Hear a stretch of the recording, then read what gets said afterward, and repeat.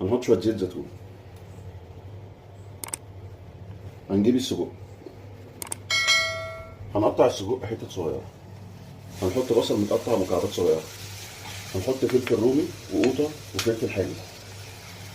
معلقه ملح. نحط نص معلقه فلفل. هنحط معلقه صلصه صغيره، ووراها على طول نص معلقه سكر عشان الحموضه. وانزل.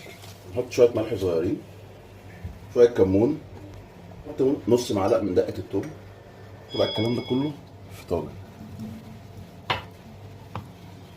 وهندخله الفرن لمدة 5 دقايق ياخد وش، ونطلعه تاني بقى. بس شوية الفول بالسجق دول،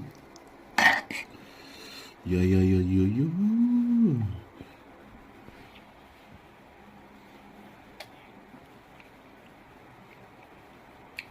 ايه ده؟